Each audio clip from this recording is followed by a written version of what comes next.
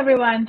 So excited to be here at the Sector 3.0 Festival to talk to you all about facilitation. My name is Shipra Kayan. I'm the product evangelist at Miro. Before I joined Miro, though, I spent 20 years facilitating design thinking and executive OKR workshops. So facilitation is kind of a passion of mine. Before I start talking about tips and tricks for you on how to facilitate and how to adopt some of the modern technology in facilitation, it's helpful to look at the definition of a facilitator. Someone who helps to bring about an outcome by providing unobtrusive assistance, guidance, or supervision. When I'm facilitating, whether it be a meeting or a workshop, my goal is to ensure that we always end with a clear outcome, while being more of an assistant, more of an unobtrusive assistant to the entire group. I'm not there to further my own agenda. I'm not there to help somebody else further their own agenda. I'm there to help the group come together and co-create. When I facilitate, I'm looking at three things when I'm planning a meeting, any kind of meeting. Whether I have the right people, the right sequence, the right agenda, and the right outcome. So let's talk about these three aspects of planning a meeting. When you think about a meeting and who needs to be in there, I personally find that a meeting is only successful when you have the right set of people. There's plenty of studies showing 6 to 8, so 2 pizza teams from Amazon, or plenty of studies from academia as well, that show if you're in a meeting where you're trying to get something done, where you're trying to co-create or build something together, that 6 to 8 people is a good amount of people. It's a good amount of diversity of opinion, but it's small enough that you can actually make progress. So for choosing these people, I like to think of having at least one person that's a decider. Now, a decider is someone that, when the group inevitably falls into a place where you can't make a decision, where you can't move on, you can always call on this decider to give guidance on direction. It's there's so many meetings where you go in and nothing happens. You just like churn around having a discussion and you don't make any decisions. You don't move forward because all of our decisions are made in ambiguity. It's never clear. Any business decision, that you make is always made in ambiguity, and somebody has to make it. So I like having at least one decider, or only one decider in the room. If this feels too kind of, hierarchical for you and your organization, you can think of it as a tiebreaker. There's something magical about in the beginning of the meeting, just saying, listen, folks, at some point in the meeting, we may have to move on from a discussion. And if we can't come together and coalesce to make a decision, I'm going to call on the decider to help us move forward.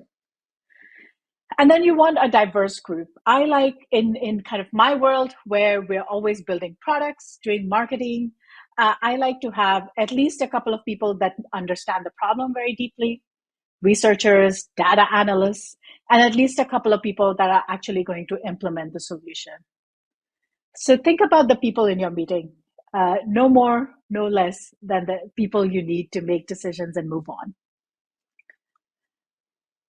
And then if you find the right people, you got to think about what people are going to do in the meeting.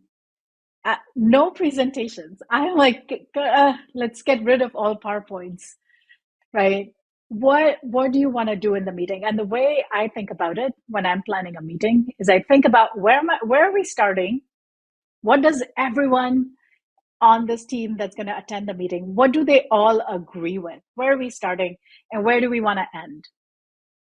And sometimes, you're starting with multiple options, 2 options, and you need to end with one direction that the team agrees with. Maybe you're starting with a metric that's going down, and you want to end with a plan for how to tackle that metric over the next quarter, right? Maybe you're starting with a very clear understanding of the problem space, the problem you're trying to solve, but not a clear understanding of the solution. So yeah, think about where you're starting and where you want to end, and that will help you design the rest of your meeting. Once you know your beginning and ending point, that's when you can start designing the meeting. Every meeting that I have starts with context. This is the beginning point. All of us agree X, Y, such and such is happening. You want to start with the context. And then every meeting or workshop that I facilitate always has the same kind of sequence. You diverge, you create choices, you create options, you brainstorm, you hear from everyone's perspective, you kind of analyze the problem in all directions, and then you converge.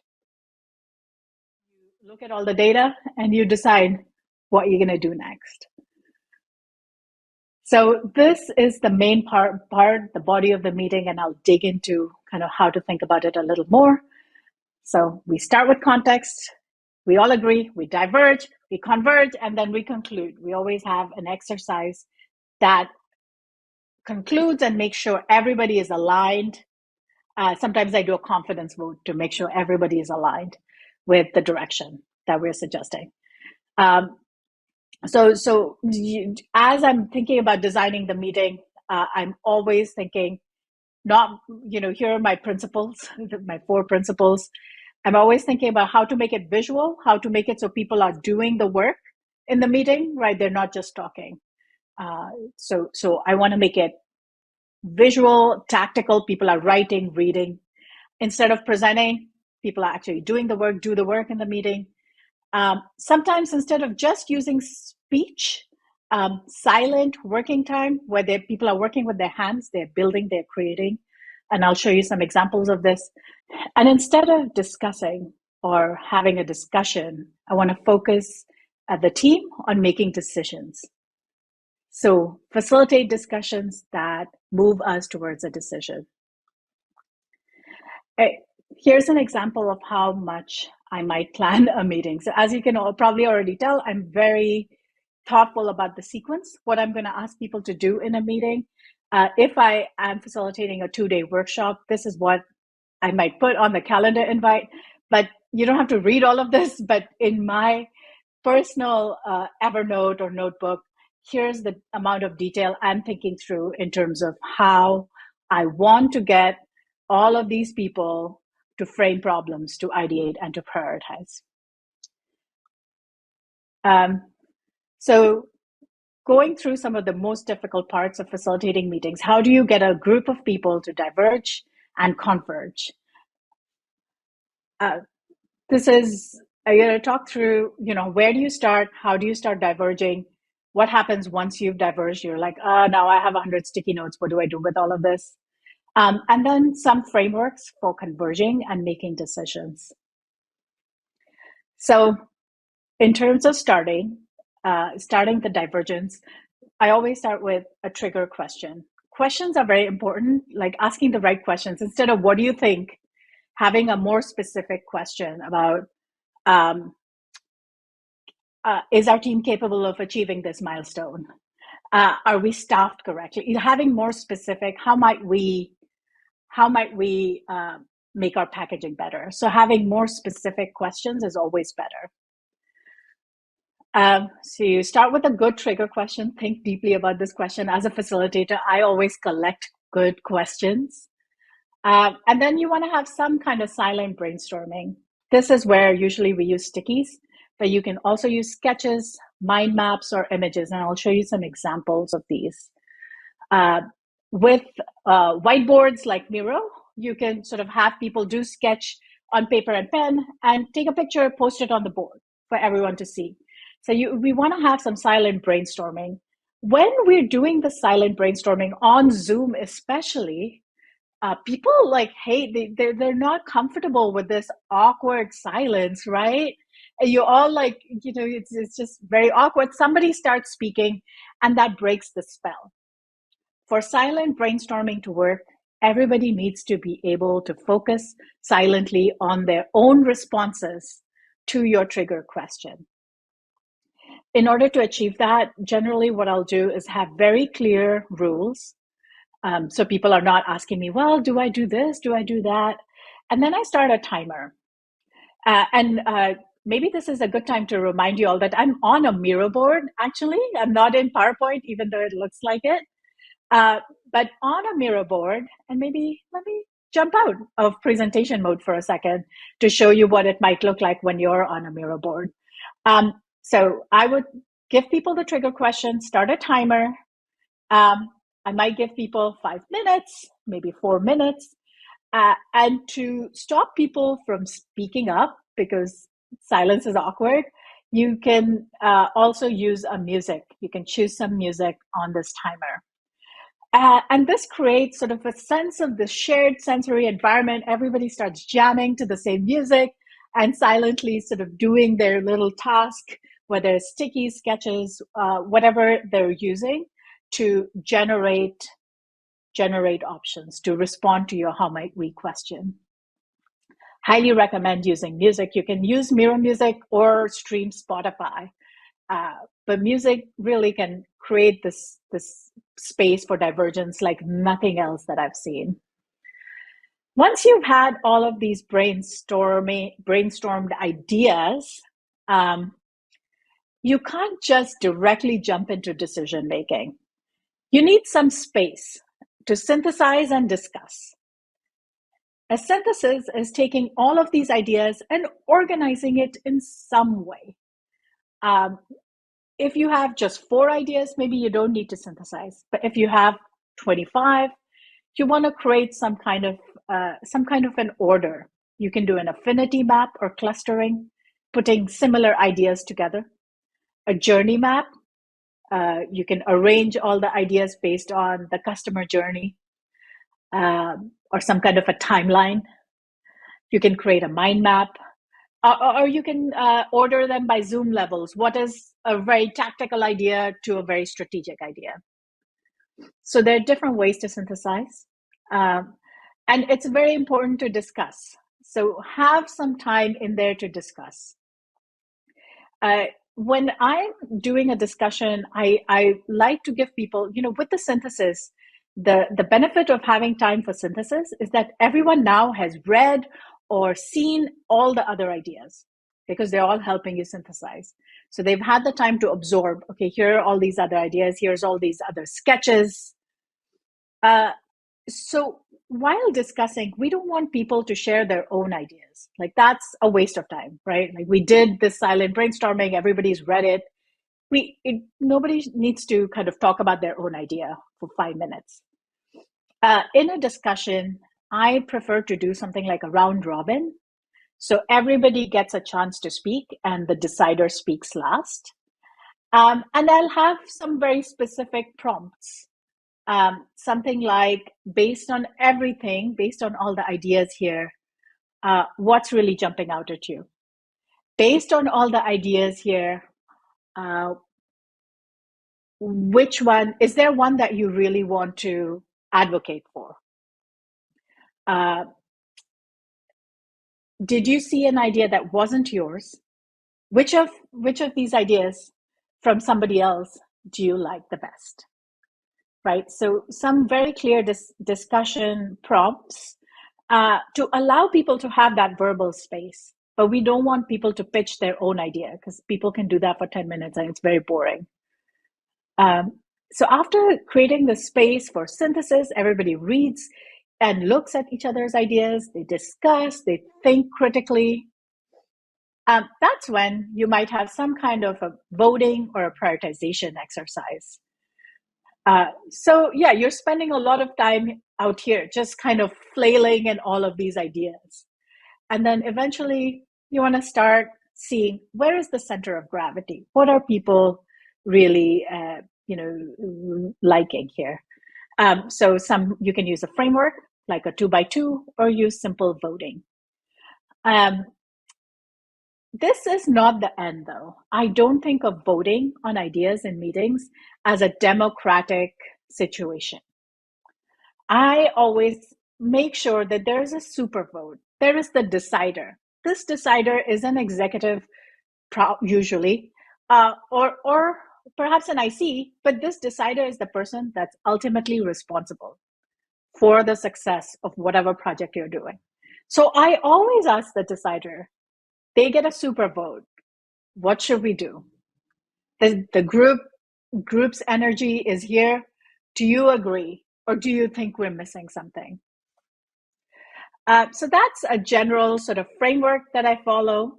And I'll see if I can go back. Yeah, go back into presentation mode here for you to walk you through an example of a meeting that might look like this.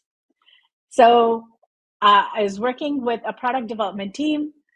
They had a metric that was going wrong, but they didn't know kind of how to solve it. Everybody had different ideas in the room, and they all thought their idea was the best. So here's what we did. We spent some time framing the problem, and then we worked on a solution. In this case, it was a bike company. They shipped foldable bikes in flat boxes, kind of like IKEA did with furniture. They did with bicycles.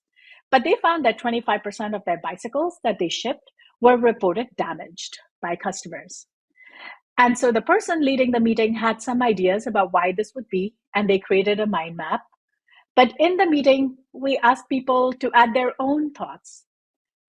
The designer wondered, is it a design defect?